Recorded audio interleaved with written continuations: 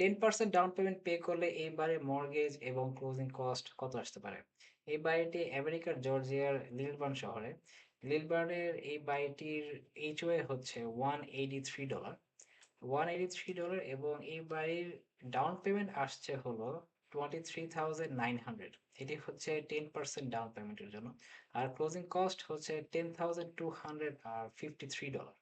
তো total cash to close হচ্ছে $34,153। এটা হচ্ছে আপনার total total cash to close. এখানে আরো অনেক কিছু অ্যাড হতে পারে, মাইনাস হতে পারে। সেটা হচ্ছে সেলার ক্রেডিট যদি আপনাকে হেল্প করে, তাহলে এই টোটাল থেকে মাইনাস হবে।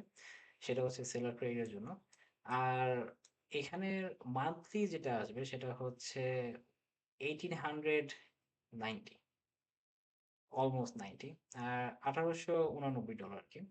তো এখানে আপনার টোটাল হ্যাজার্ড ইন্স্যুরেন্স এবং রিয়েল এস্টেট ট্যাক্স এবং HOA আর মর্গেজ ইন্স্যুরেন্সটা এখানে আসছে কারণ আপনি 10% যেহেতু পে করছেন ডাউন পেমেন্ট, সেই জন্য আর কি 20% ডাউন পেমেন্ট পে করলে এই মর্গেজ ইন্স্যুরেন্সটা আর থাকতো না।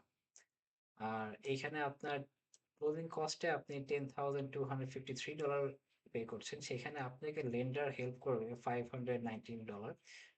তার মানে এইটা আপনাকে পে করবে ক্লোজিং কস্টে একটু একটু কমিয়ে আনার জন্য আর কি। আর এইটার ইন্টারেস্ট রেটটা হচ্ছে 5.5%, আর 5.811 হচ্ছে APR। সাইকো স্কোর যাদের 800 আর 700 মধ্যে, তাদের জন্য এই মর্গেজ ইন্স্যুরেন্স আসবে হচ্ছে $81। এখন আপনি জিজ্ঞেস করতে পারেন যে ফাইভ স্কোরের সাথে কি ইন্টারেস্ট রেটের কোনো সম্পর্ক নেই?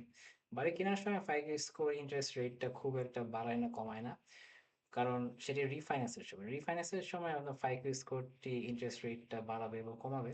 কিন্তু বাড়ি যখন আপনি কিনবেন, সেই সময় ফাইভ স্কোর আপনার মর্গেজ ইন্স্যুরেন্স বাড়ায় আর কমায়। তখন ফাইভ স্কোরটি আপনাকে খুব একটা হেল্প করবে না যখন আপনি বাড়ি কিনছেন আর কি। আর ফাইভ স্কোর খুবই লো থাকলে সেই সময় সমস্যা হতে পারে, বাট এট দিস রেঞ্জ 700, 680-তে আপনি 5.5 ইজিলি পেয়ে যাবেন। আর আপনাকে এটা হচ্ছে টাউন হাউস ওনার অকুপাইড, আপনার নিজে থাকতে হবে এবং কনভেনশনাল লোড এবং 30 ইয়ার ফিক্সড। এই হচ্ছে আমার কন্ট্যাক্ট ইনফরমেশন। Thank you.